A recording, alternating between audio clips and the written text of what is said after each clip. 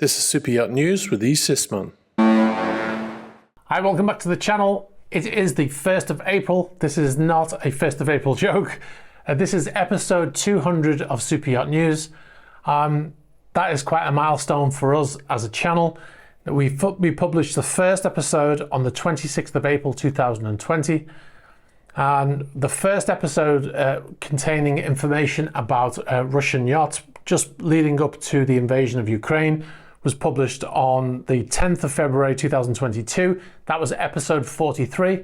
And then since then, we've published a further 157 news videos. So quite the milestone.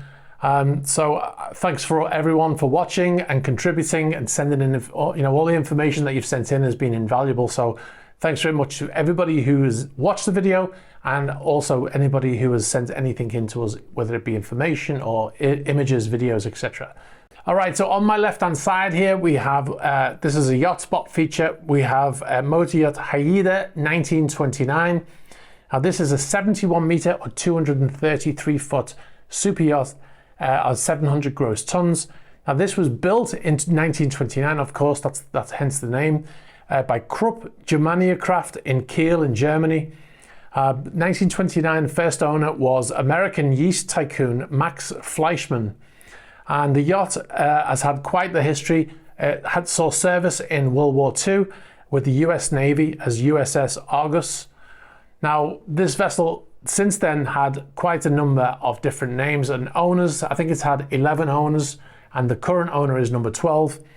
He purchased the yacht in 2015 and in 2016, after being neglected for some years, he took it into Pendennis in the UK, which is a shipyard in the UK, and it had a refit that stretched over 16 months. Now during that refit, 100 tons of steel was replaced on the hull, mostly the steel that was under the waterline.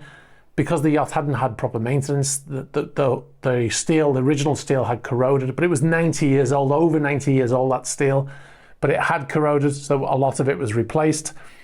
Now, it also has the original engines from 1929, believe it or not, and they are twin diesel Krupp engines, and they start via compressed air. And you can't buy parts for this engine, and there is no manual for it either. So yeah, quite interesting. Now, there is a great article on Boat International. I will put a link in the description if you want to know more about it. And they talk about how the engines were kept in place, propped up in place in the shipyard whilst they replaced the steel underneath where the engines sat.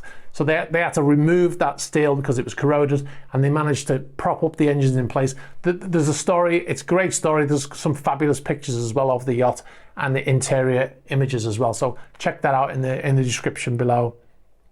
All right, so we'll move on. And this is Motor Yacht Nord has popped up again on the radar and it's been spotted in the Seychelles. Now, she was first spotted in the Seychelles on the 25th of January this year. She was in the Maldives before that.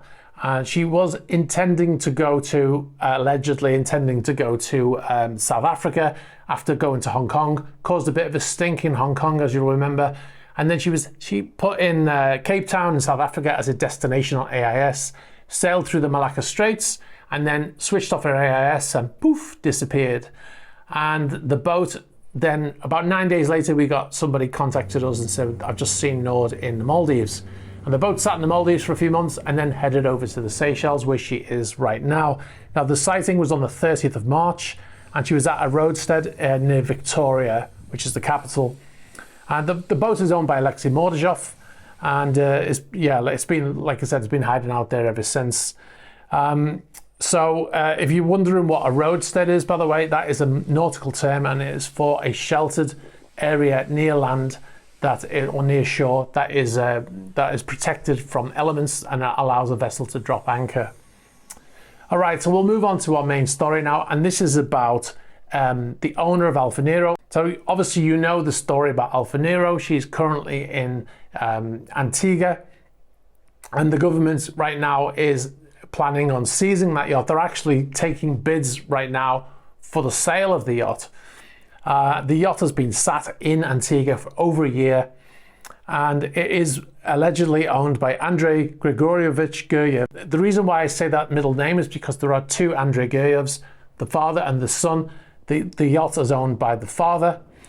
The owner, the alleged owner, Andrei Guryev, his lawyers have denied that he owns that vessel. And they actually put out a statement. This was when Bloomberg were investigating, and his lawyers in London said he does not own the yacht. And they put out a statement to Bloomberg and they said, as we have informed the Antiguan authorities, Mr. Guryev neither owns nor controls the Alfa Nero and has simply used the vessel from time to time under commercial charter since 2014. That was a legal representative wrote in reply to questions from Bloomberg. So as you can see, the Antiguan government finds itself in a bit of a situation, doesn't it? The person who we believe, and they believe, and the international authorities believe owns the vessel, has denied that he owns it.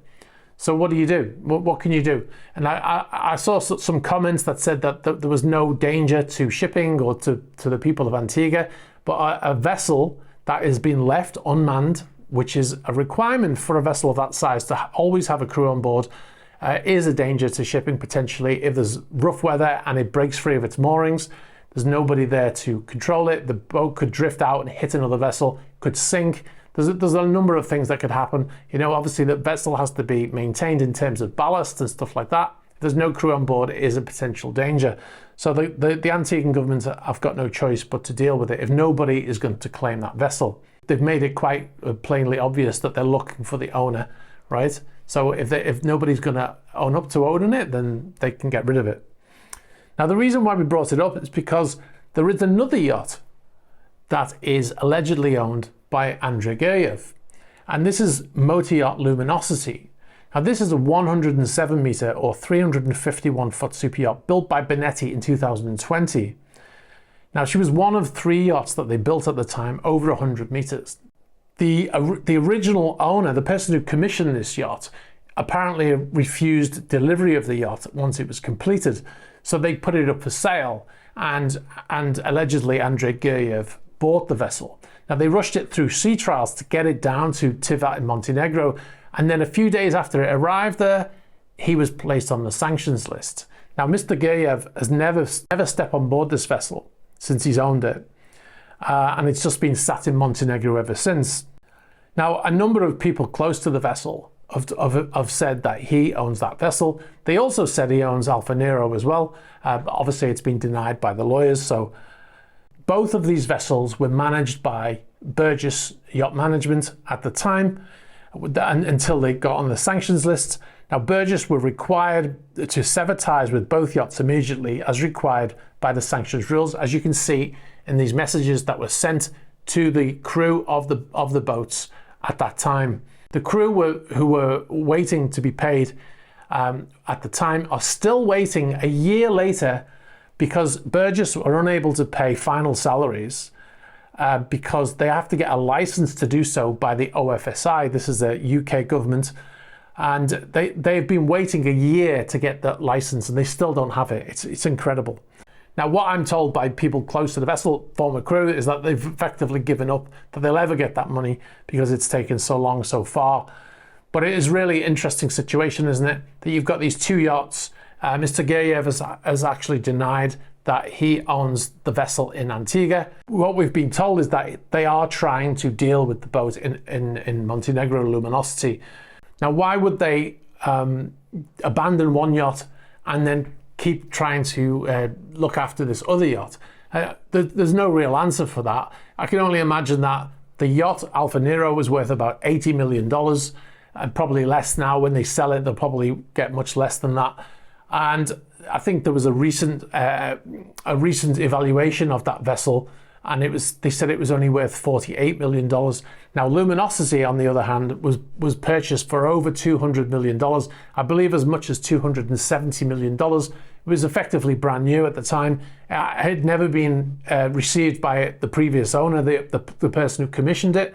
And the new owner, it was with Benetti for sale, and then the new owner received it in Montenegro, and then he never used it. So the vessel is effectively brand new.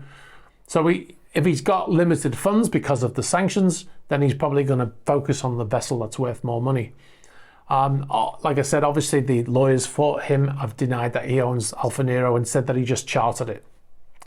So anyway, interesting story. We will keep you updated with anything that comes from this story. Now, just one more thing before I go. Please be sure to check out our Patreon page at patreon.com/esisman.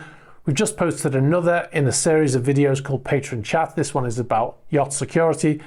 You'll get to see other exclusive videos not published on YouTube, like our Atlantic vlog series, and you'll get early access to features advert free, and you'll get to suggest topics for future videos and ask questions for patron-only Q&As. If you've got any information about any of the stories here, if you've worked on either of those vessels, Alfa Nero or Luminosity, please be sure to get in touch at the normal way. You can get us on the About page of the YouTube channel, you can get us on Instagram, on Facebook Messenger, and you can also get us on Threema. Please be sure to like this video, very important. Hit the subscribe button and hit the bell for future notifications. All right, guys, thanks very much for watching and enjoy the rest of your weekend. Bye-bye.